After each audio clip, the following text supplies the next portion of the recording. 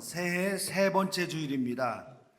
작년 연말부터 이어진 우리 사회의 계엄 혼란은 현직 대통령의 탄핵소추 체포 구속이라는 드라마틱한 사건을 발생하게 했습니다. 현직 대통령이 구속된 것은 우리 민족의 불행입니다.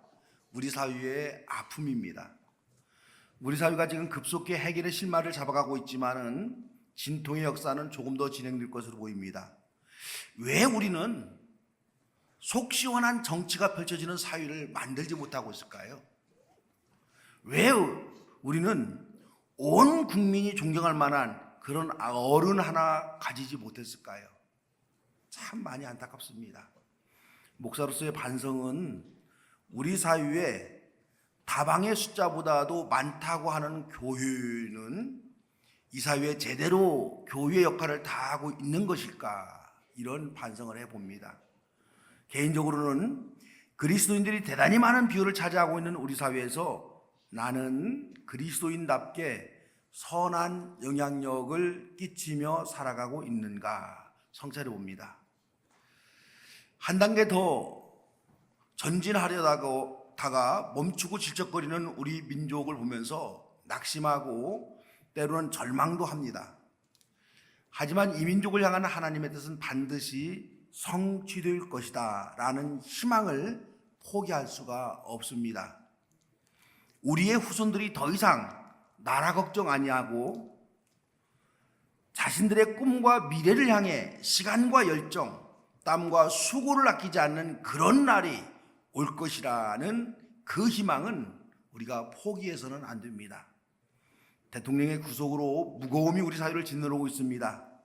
이런 때는 우리 모두 흥분을 좀 가라앉히고 우리가 무엇을 놓쳤고 지금 무엇을 놓치고 있는가를 살펴봐야 할 때입니다. 그리스도인들은 이럴 때일수록 주의 말씀에 집중하면서 주님은 이 불행한 역사의 반복을 통해서 우리에게 하시려고 하는 말씀이 무엇인가 들으려고 기도해야 됩니다. 오늘 설교는 보통의 사람들이라면 벌써 포기했을 법한 난관과 역경이 닥쳤어도 절대로 희망을 포기하지 아니하고 끝까지 참고 견뎌낸 믿음의 조상들 이야기를 해보려고 합니다.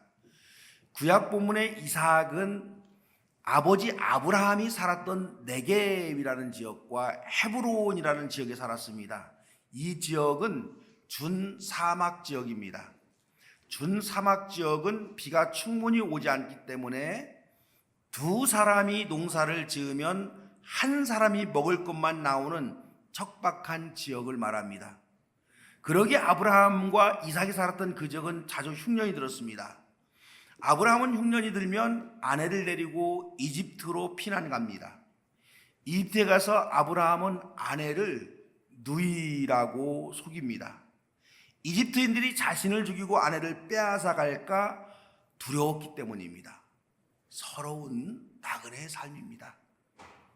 때론 이집트보다 흉년 피하기에 나을 수 있다는 생각에 그랄이라는 지역으로 가기도 했습니다. 거기서도 아브라함은 아내를 누이라고 소개하만 했습니다. 아내를 아내라고 하지 못하고 누이라고 하면서 살아갈 수밖에 없는 서글픈 나그네의 삶을 살았던 사람이 이 아브라함입니다. 아브라함의 아들 이삭 역시도 자주 찾아오는 흉년 때문에 헤브론에 사는 것이 너무도 고통스러웠습니다. 이삭도 흉년이 들면 아버지 아브라함과 마찬가지로 그랄이라는 지역으로 떠납니다. 그랄이라는 지역에서 흉년을 피해온 이삭은 그곳에서 아버지 아브라함과 같이 자신의 아내 리브가를 아내가 아니라 누이라 이렇게 소개하만 했습니다. 우리는 여기서 힘없는 약자들의 서러움을 읽어낼 수가 있습니다. 옛날이나 지금이나 가난한 사람들은 몸을 팔며 살아갑니다. 고대에는 남자들이 몸을 판다라고 했을 때는 노동력을 판다 이런 뜻입니다. 여자들이 몸을 판다고 했을 때는 성을 판다라는 의미입니다.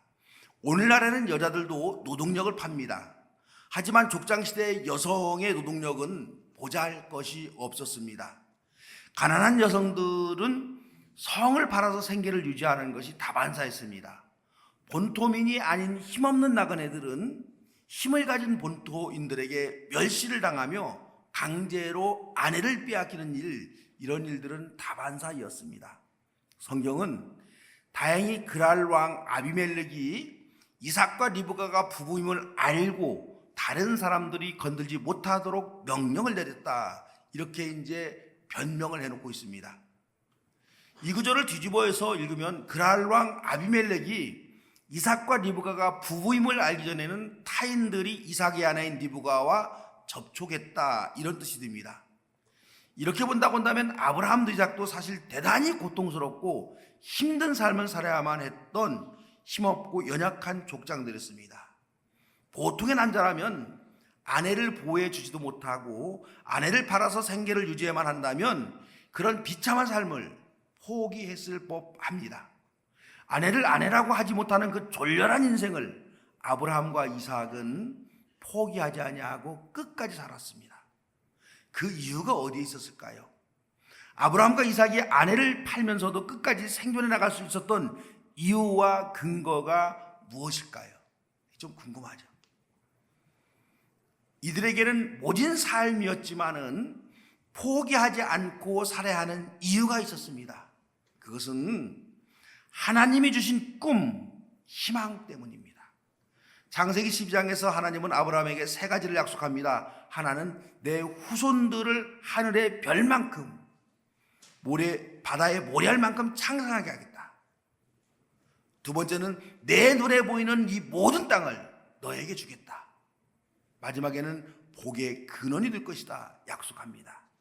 나그네에게 자손과 땅은 평안한 삶을 살아갈 수 있는 필수적인 요인입니다.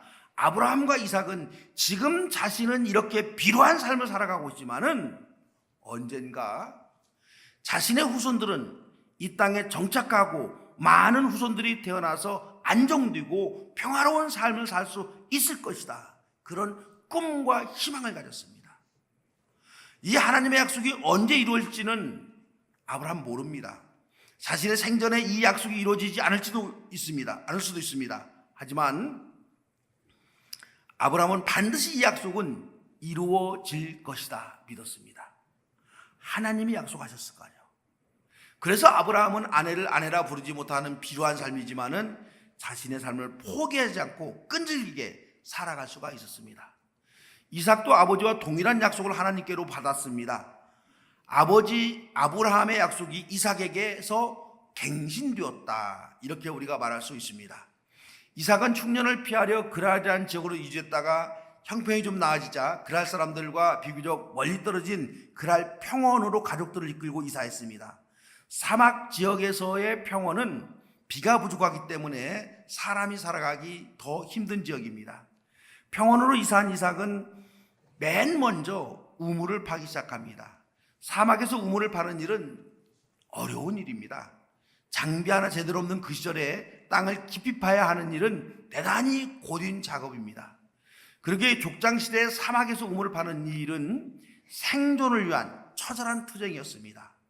전쟁 못지않게 더 힘들고 고된 일이 사막 평원에서 우물을 파는 작업이었습니다. 이삭은 인구의 세월을 견디면서 우물을 팠습니다. 몇 달이 걸렸는지 모릅니다. 드디어 참고 견뎌낸 보람이 있어서 우물이 완성되었습니다. 물줄기를 발견했고 물이 나오기 시작했습니다. 이제는 이 우물을 중심으로 이삭의 가족들은 오손도손 살아가면 됩니다. 이삭의 뛸 듯이 기뻐한 기쁨도 잠시뿐입니다. 이삭이 우물을 파는 일에 성공했다, 이 소식을 듣고 그 지역에 있는 블레셋 사람들이 몰려와서 우물을 빼앗아서 버렸습니다. 자신들의 땅에서 나온 물이기 때문에 자기들의 우물이라는 것입니다. 긴 세월의 고된 노동을 통해서 얻게 된 그 피 같은 우물을 힘없는 이삭은 그렇게 맥없이 빼앗겨야만 했습니다. 그 땅이 자신들의 땅이라면 처음부터 우물 파기를 하지 못하도록 그렇게 세웠습니다. 그런데 우물을 팔 때는 가만히 있다가 그 많은 세월의 노동과 땀을 들여서 성공하니까는 이 땅은 우리 땅이니까 우물을 내놓아라, 이렇게 주장한다고 하면 어때요? 정당하다고 말할 수가 없습니다. 하지만 그 시대는 힘이 곧 법입니다. 이삭에게는 저항할 수 있는 힘이 없었습니다. 그래서 이삭은 생존의 터전인 우물을 빼앗깁니다. 이삭은 며칠간 빼앗긴 우물 때문에 잠 못 이루고 분노했습니다. 하지만 그대로 주저앉아 있을 수만 없었습니다. 이삭은 다시 장소를 옮겨서 우물 파는 일을 시작했습니다. 우물은 생명이었고 생명은 포기하는 것이 아니기에 하나님의 약속을 믿고 우물을 계속 팝니다. 얼마나 많은 시간과 땀과 아픔이 있었는지 모르지만 드디어 두 번째 우물 파는 일도 성공했습니다. 지난번보다 기쁨은 2배 더하였습니다. 하지만 힘을 가진 본토인들이 이 두 번째 우물도 빼앗아 버립니다. 두 번째 우물도 빼앗겨 버리자 이삭은 더 이상 삶의 의욕을 잃었습니다. 다시는 그런 고된 작업을 시작하고 싶지 않습니다. 하지만 이삭은 하나님의 약속, 희망을 포기할 수 없었습니다. 그는 또다시 지친 몸을 이끌고 우물 파는 뼈아픈 힘든 작업을 합니다. 또다시 빼앗길지 모르는 두려운 일이었지만 그래도 이삭은 포기할 수가 없었습니다. 이삭은 다시 빼앗기면 다시 팔 것이고 또 빼앗겨도 다시 우물을 파서 기어이 내 우물을 가져야겠다, 독한 마음을 먹었습니다. 이삭이 힘을 가진 본토인들에게 복수하는 길은 끝까지 우물을 파는 일이었습니다. 죽을 힘을 다해 우물을 파서 내 것으로 만드는 길이 본토인을 이기는 겁니다. 그래서 이삭은 세 번째 우물을 파기 시작합니다. 세 번째 우물을 파고 나서야 그 우물이 이삭의 것이 되었습니다. 성경에는 이렇게 스토리가 끝나지만은요, 사실은 세 번째 우물, 그보다 더 많은 우물을 파고 빼앗기고 얼마나 더 그 과정을 겪었는가 모릅니다. 결국에는 이삭은 우물 파는 일, 내 것으로 만드는 데 성공했다는 뜻이에요. 이후에도 이삭은 우물을 더 파서 여러 우물을 소유하고 자신과 가문의 생활을 이어갑니다. 이삭이 이렇게 포기하지 않고 끈질기게 우물을 파서 살아남을 수 있던 이유는 하나님의 약속이라는 희망이 있었기 때문입니다. 아브라함과 이삭의 후손들은 나그네의 삶을 청산하고 크나큰 땅에 정착해서 평강의 삶을 살게 될 것이고 복을 나누어주는 민족이 될 것이다 하는 이 하나님의 약속을 굳게 믿었습니다. 이 약속을 가슴에 품고 이삭은 몇 번이고 우물을 파는 일을 포기하고 싶었지만 포기하지 않았습니다. 하나님이 심어준 이 희망이 이삭을 그때마다 다시 일어서게 만들었습니다. 새해가 시작되었지만 우리를 낙심하게 하는 일들은 자꾸만 일어납니다. 우리나라의 현 상황을 보면 올해도 수많은 진통과 몸살을 앓아야 할 것으로 보입니다. 하나님이 정말 이 민족을 도와주시기나 하는 것일까? 하나님이 혹 우리 민족을 버린 것은 아닐까? 그런 비유가 들기도 합니다. 개인적으로는 하나님이 정말 나를 하나님의 자녀로 생각하고 있는 것일까? 이런 생각이 들기도 합니다. 하지만 그리스도인들은 이 어둠의 현실 속에서도 절대로 희망을 포기해서는 안 됩니다. 우리는 하나님을 굳게 믿고 저와 여러분이 가진 꿈과 희망을 가슴에 품고 우리 앞에 놓인 난관을 또다시 극복해낼 수 있을 것이라는 자신감, 이것을 우리 가져야 합니다. 오늘 신약성경 본문은요, 대부분의 그리스도인들이 잘못 이용하고 있는 본문 중에 하나입니다. 할 수 있거든이 무슨 말이냐? 믿는 자에게는 능치 못할 일이 없느니라. 우리 주일학교 때 굉장히 많이 들어왔고 부흥집회 때 얼마나 많이 들었어요. 그런데 이 말씀을 잘못 이해하면 땀 흘리지 않아도 믿음만 있으면 하늘에서 감이 뚝 떨어지는 역사, 그런 것이 있을 것이라고 이해하는 사람들이 있는 거예요. 믿음대로 된다, 이 말씀을 예수님이 하신 말씀인데 상황을 좀 더 세밀하게 살펴볼 필요가 있습니다.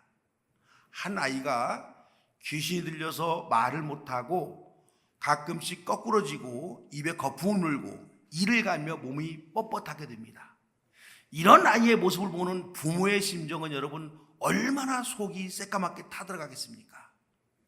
그 아버지는 병든 아이를 데리고 치유의 능력이 발현되는 예언자로 소문난 예수님에게로 찾아왔습니다. 때마침 예수님은 산에 오르시고 계시지 않았습니다. 병든 아이를 제자들이 보고 제자들은 이 아이를 치유하려고 시도합니다. 하지만 아이는 치워지지 않았습니다. 아버지는 대단히 실망했습니다. 이때 예수님이 산에서 내려왔습니다. 무슨 일인지를 묻는 예수님에게 병든 아이의 아버지가 사정을 말합니다. 그리고 예수님에게 하실 수 있으면 우리를 불쌍히 여기시고 도와주십시오.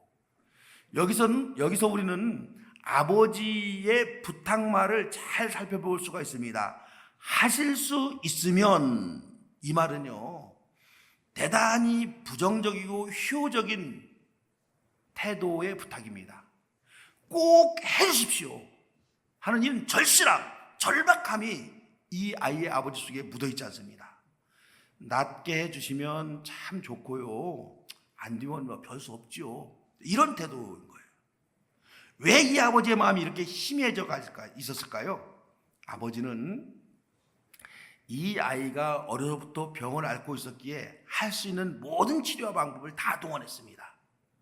좋다는 의원은 모두 다 찾아가 보았을 것입니다.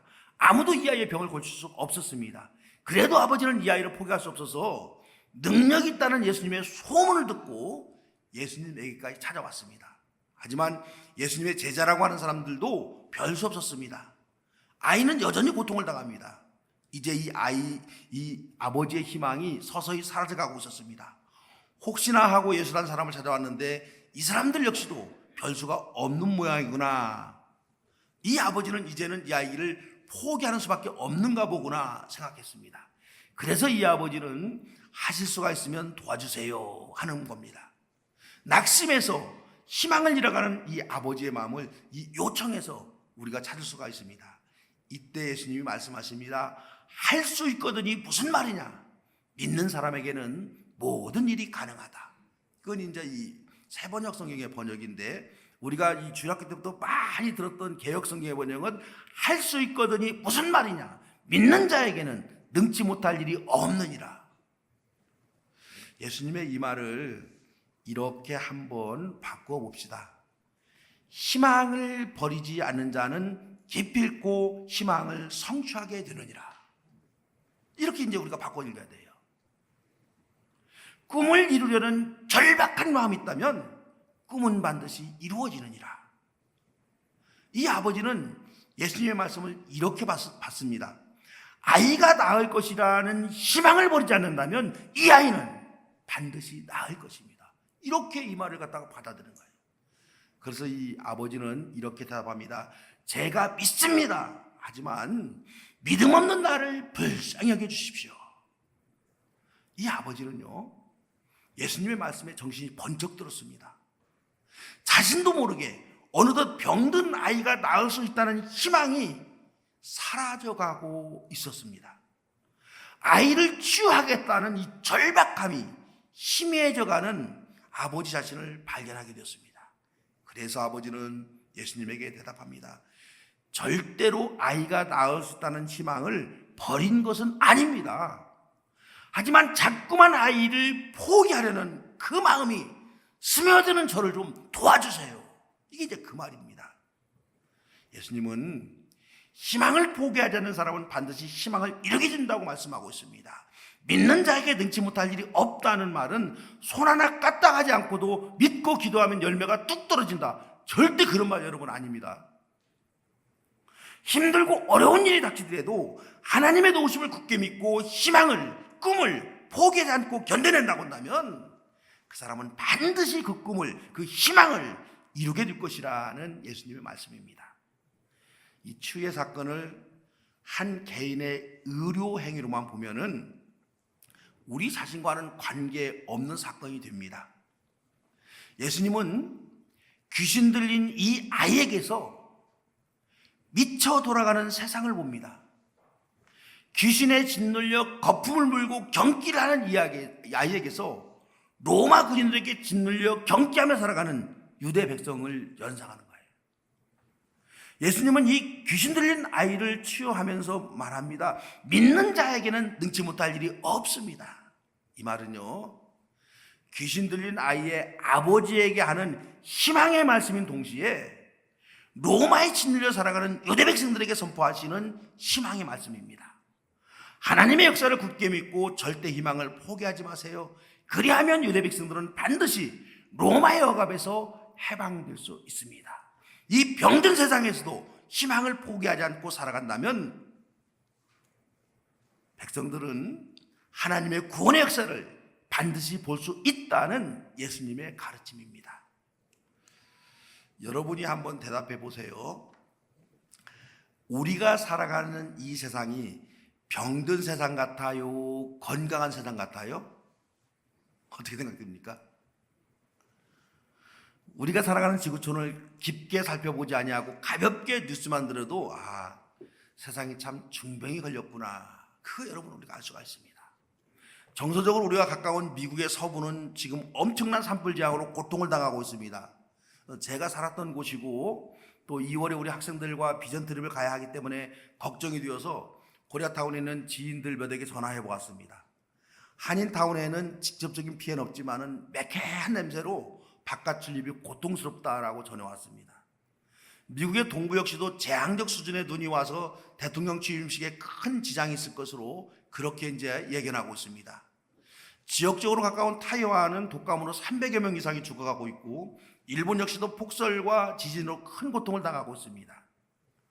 우리나라는 여러분이 잘 알고 있다시피 인재로, 다른 나라는 이게 자연재해인데 우리는 인재로 나라가 중병을 앓고 있습니다. 대통령 탄핵과 구속이라는 재난이 우리 민족이 나아가야 하는 길에서 발목을 자꾸 잡고 있습니다.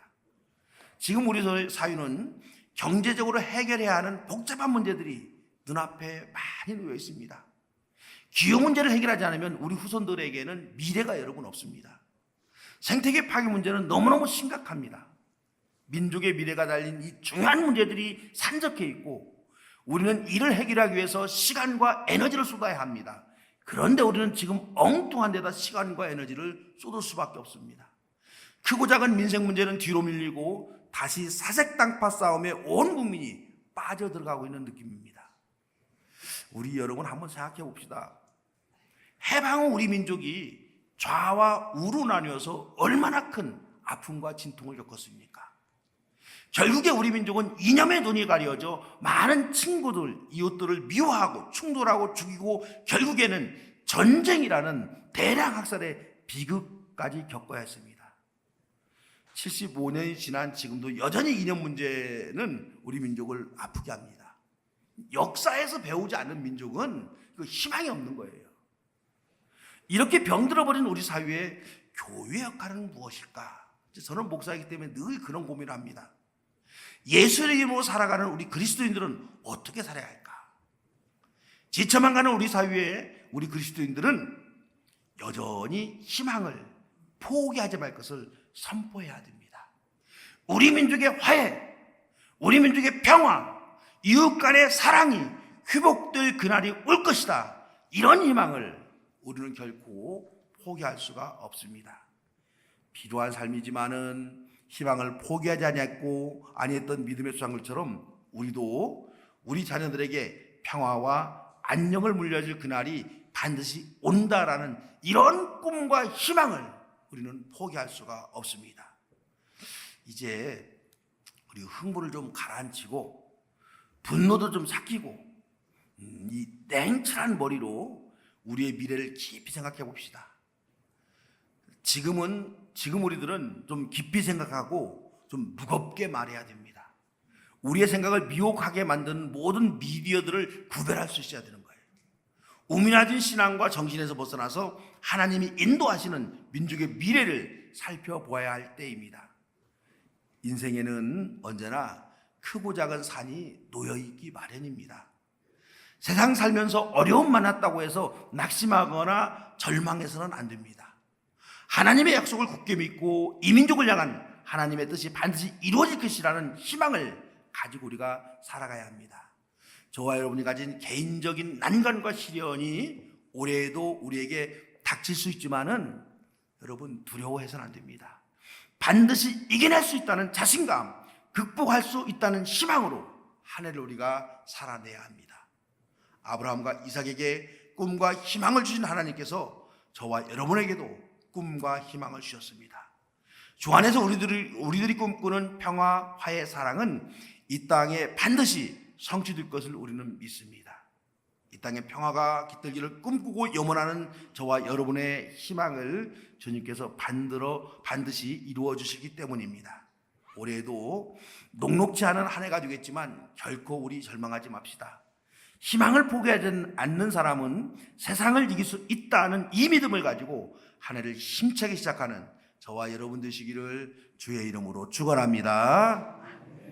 주님, 눈을 들어 세상을 바라보면 우리를 낙심하게 하는 일들이 많이 있지만은 주님이 주시는 평화의 꿈과 희망, 주님이 주시는 사랑의 꿈과 희망, 주님이 주시는 우리 후손들의 미래의 안녕, 이런 꿈과 희망을 우리가 포기하지 않는 저희들 되게 하여 주시옵소서.